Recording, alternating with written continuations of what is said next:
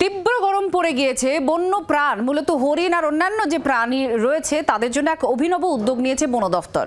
জয়পুরের জঙ্গল জুড়ে একাধিক জায়গায় খাবারের বন্দোবস্ত করা হয়েছে, আর তার সঙ্গে নুন, জল, ছোলা, কাঁচা নুন এগুলো দেওয়া হচ্ছে বন্য প্রাণকে সুস্থ রাখার জন্য।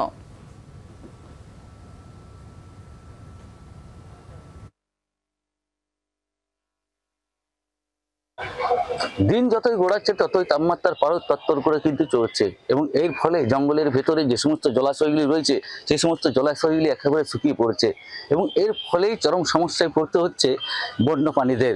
তাই বন্য প্রাণীদের পানীয় জলের সহ খাবারের ব্যবস্থা করলো জয়পুর বন দপ্তর, এবং জয়পুর বন দপ্তরের এই অভিনব উদ্যোগকে সাধুবাদ জানিয়েছে বহু মানুষই।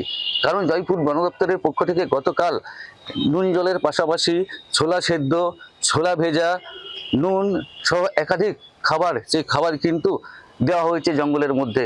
এবং গভীর এই জঙ্গলে শুধু খাবার নয়, বিভিন্ন জায়গায় পাত্রে করে জল রাখা হয়েছে যাতে বন্য প্রাণীদের কোনো রকম জলের অভাব না হয়। বাঁকুড়া থেকে মৃত্যুঞ্জয় দাস, জি24 ঘন্টা। বাংলার আওয়াজ, বাঙালির আবেগ, জি24 ঘন্টা।